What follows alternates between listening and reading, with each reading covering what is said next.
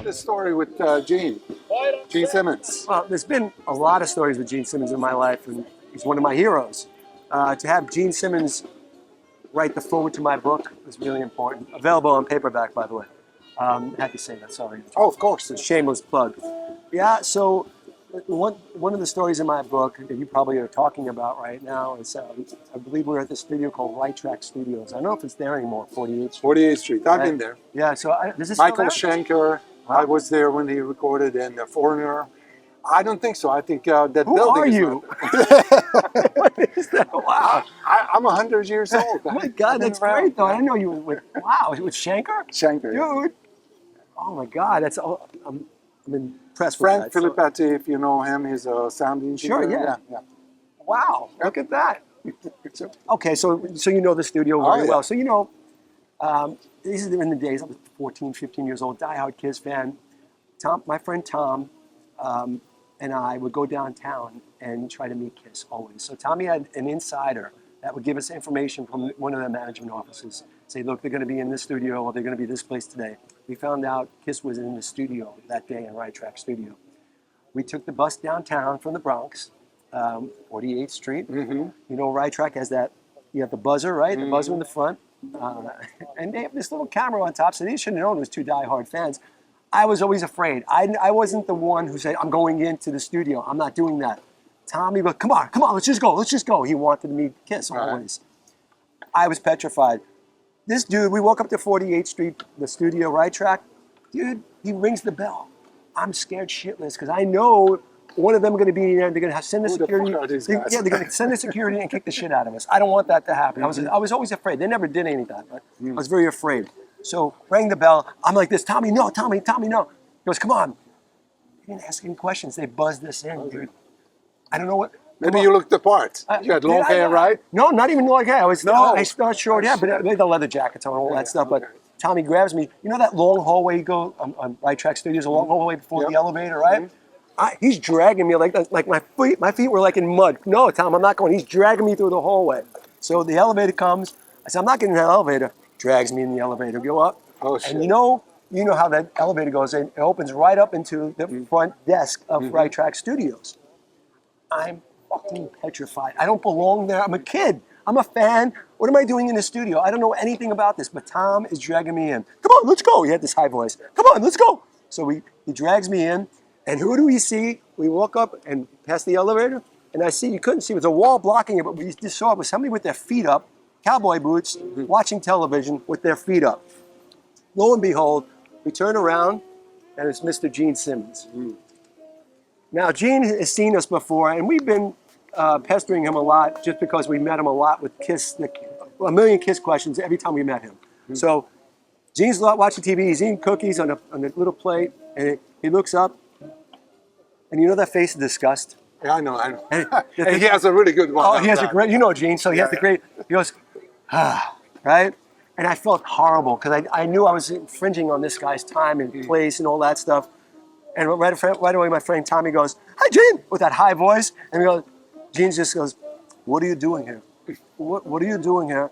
Don't you know that I'm working here? You know?" And so it went back and forth for a while. We just want to hear some, we hear some stuff we want to do. He goes, "Would you like to hear a song?" Now you have to understand, a 14, 15-year-old Kiss fan as myself, I was a diehard. He wanted us to hear a new Kiss song. He goes, "Would you like to hear a song?" He tells his engineer, "Bring the boys in and let them hear a song." Oh, shit. He made us hear this wonderful song called "Young and Wasted." He sounded amazing, and he sat us at the desk and all that stuff. It was very studio, it was very cool, very big moment for me in my life. And the engineer played it for us, very loud. It was just, we were blown away. So we walked out just like flying, floating, and and then Gene's still eating his cookies. I remember my friend Tom staring at the cookies. He goes, "Tom," and Gene felt compelled to say, "Would you like a cookie?" And he goes, "Of course." My friend Tom grabs, because it's a Gene Simmons cookie. And he took it home with him. Don't you know that? And he goes, "Now, I made you hear the song. Did you like it?" "Oh, yeah, we loved it. We loved it, blah, blah, blah, blah," a million times over. "Now, can I get back to work and you guys leave?" And it was that. That was the Gene. But it was one of the highlights of my life because we got on the inside before anybody else heard anything like that as a diehard. And that's what keeps me going as a musician now that's sort of successful in my life. anytime I meet a fan like that, I remember that. Yeah. And how to treat fans. Yeah. That's so important to me, how to pay it back and say, look, I was you. So if I can make them taste that little flavor of what I felt like, that's what it's about. It makes all the sense in the world. Yeah. But we were talking about the 48th Street scene. Yeah. So tell me more about like the stores. Which stores did you like? Well, the stores, you know, I remember Mannys was a big deal for me on 48th Street. Remember Mannys? Do you know Benny? Benny was the I sales met manager. Benny. I didn't know him, but I met him before. But I think Benny was one of the guys who told me, oh, no, it was this other dude. I don't know his name. It's another dude that a couple of times when I went in, I was just a kid, right? Yeah. Just a kid. I want to check this out. In those days, you could take the guitars I off, know, right? You could take the guitars off. And just so you guys know, 48th Street was a guitar mecca, music mecca of everything. They had every great instrument there. So what you would do is walk in, and you could pull a guitar off the hook and just jam to it. And sometimes they had amps, live amps there, and you could plug in and play fucking loud, right? So I did that a couple of times. I remember this one dude. I don't think it was Ben. It was somebody else. What he looked like? I knew. He was a taller dude. Yeah. He was Blondish hair? No, he had black hair. Black hair. He had black hair. Oh yeah. I can't remember. But I forgot his name. Yeah. But we became friends after he yelled at me. So he just heard me play, and I really wasn't good or anything, so I just was jamming. He's like, hey, you gonna buy that? That's New York. And that was so New York. I said, no, I just wanted to check out. Well, if you're not gonna buy, you played 5 minutes, put it back up, somebody else wants to play. It was one of those, and so I got intimidated. So every time I went in there, I made sure he was with another customer before I tried anything. You know, I always found that out. Then there was Sam Ash. My friend Marco. Marco, yeah. You know, remember Marco? Oh, yeah. My friend Marco used to be in the drum department over there. I love Marco. He's the best. He also had the black straight hair. Always. I love Marco. One of my favorites. We used to go up to the drum department. He used to have these the shots of what is it called? Ouzo. What is it called? The heavy whiskey.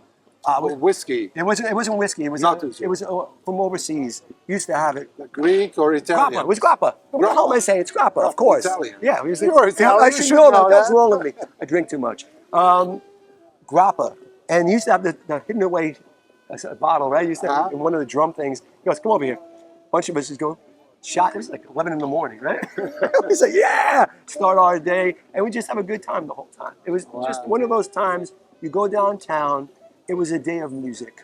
It was a day of music. You get to hear, and the great thing about those, you get to hear other people play. Yeah. Like I would just stand, make believe I'm watching a guitar. I'm listening to this guy fucking well. Oh, some people were unbelievable. They were just great players, and sometimes you have some famous people that just come in and check out guitars. Whoa, you know what I mean? My favorite scene was Les Paul used to work with us. You know, he used my amp, and we used to go down to see him. He always had somebody famous walk in. Really? Unannounced, like Randy Bachman. Yeah, really? You know, from BTO. Sure. Then Ace Frehley. And you just seen a small jazz club, and these people come in and they start jamming. It was unbelievable. But then that was like 2 blocks away from 48th Street. So that whole scene was just it was such a scene. That's what I feel bad about when I walk by it now, and all these condos are there. And if people could just understand the vibe that was there on that street before money took over. And I'm very bitter towards that because I just know how, it was great for art. Yeah. It was great for art, and it made you want to play. You know, the thing is, I always look for things that make me, inspire me to play and make me want to do more of playing. And that place, when you went there, it made you want to play. It made you, even if you didn't play well, you wanted to try harder to get better by being there because there were so many influential people and some of the guys that worked there, they were just great anyway. They just tell you, no, try this one. And, they were really cool and take you through it a little bit. So I always liked that stuff. Yeah, and what was cool is that all the new stuff, when it came out, you could immediately see it there. Always, every top of the line. And there was so much innovation back then. Like, I remember when Van Halen became popular and everybody wanted to get a Floyd Rose and all that. You went to 48th Street, bam. Yeah. You wanted to put it in your guitar, there was a guy who could put it in. And they would display it too. The players there would say, oh, you want this? Right? I mean, I want that, of course. Yeah. That's what's great. They brought people in with that because you always knew they were on the tip. They were always on the tip of it, and you got to get it in there, you know? Yeah. And so for me, that's a lost, it's a lost gem. I call that a gem. So for my pedal to be called 48th Street, that's what it all means. Yeah. It's about bringing me back there because it's very street. My pedal's very street. 48th Street was very street to me. It was very organic New York. It really was. And for me, it means everything. And I think our pedal sounds like that. It really does. Yeah, and it has some features on it. Like one of the buttons is called what?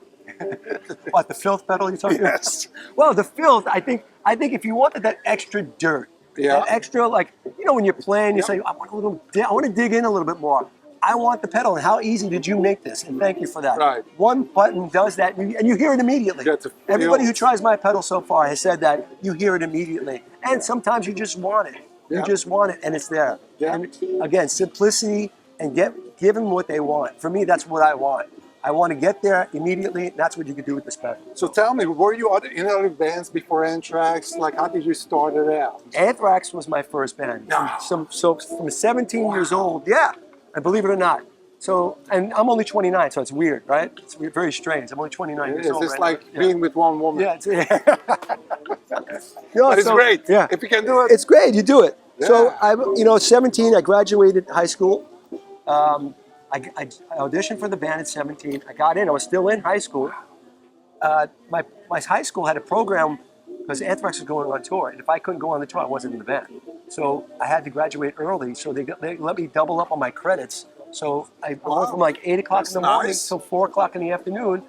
So I graduated 6 months early to go on tour with Anthrax, and that's how it happened. And it's been that ride since. Wow. And it's my first band. I did not know that. Yes. I really thought that you started out like in high school with some high school band. No, I was actually a tech. I was actually a tech for Anthrax. I was a friend. When I say tech, that I heard. I was terrible.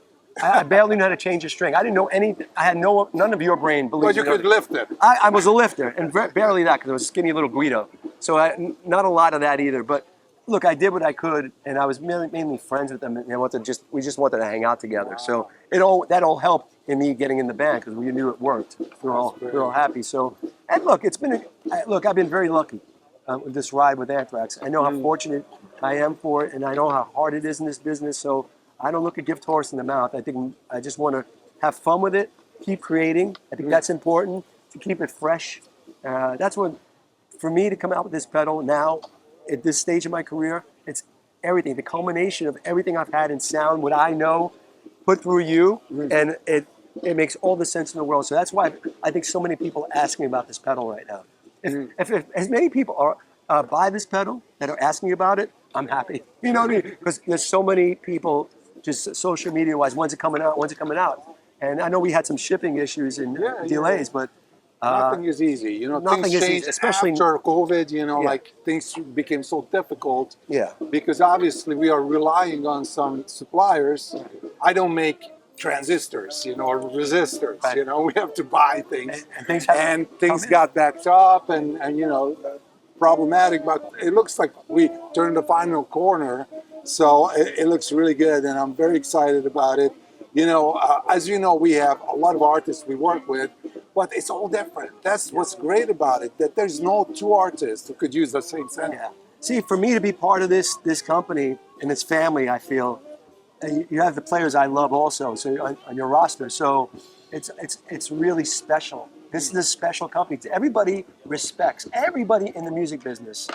Especially music people that are in the studio, respect and know who Tech 21 are, because it's the go-to in the studio. It is. You have to have it. You have to have it handy. Even if you don't use it, you will use it. Yeah. But you have to have it handy. That's the bottom line. So for me to be part of this, and this is the company that I'm so happy I waited all these years to make an actual pedal with. My signature pedal, my sound that I have in my head, it's all coming to fruition for me, so I'm very psyched about it. Yeah, and it's not that many MI music instrument companies in New York anymore. It used to be, I don't know if you know this, that Ampeg used to be a New Jersey company. Yeah. And, you know, Electro Harmonics, and then they came back there on Long Island City. Yep. I'm trying to think a couple of Gill guitars. I think they were in New Jersey or New York area. D'Angelico, I think. A couple, but it's unfortunately it's just like 48th Street, less and less. You know why? We were in Manhattan, right? For like 10, 15 years. It was too expensive. We had to move, and we needed more space. So we went across the river, but we were still here basically, back and forth. But we needed to get more space. So now we are in New Jersey. That's the headquarters. It used to be just like a station to keep our shit. But now, like, we are just there full time. because Manhattan becoming like really super, super expensive. That's what it is. It's pricing everybody out. But you know, your studio, I call it your studio, what you have in New Jersey now. That's a great place. Thank There's you. a great vibe in that Yeah, place. yeah. You know, even when we walked in the first day, I just felt at home. You have this little, I call it the crazy professor. Like your little box over there, and I love it because you're the mad scientist going out these great sounds, and you get them out of this little small room, and you just create. And I love that. That's absolutely the place to create. So yeah, we used to have that in Manhattan, but we used to have neighbors, and I'm turning it up. I can't imagine that. Shut up! They didn't Shut like it. up! Right?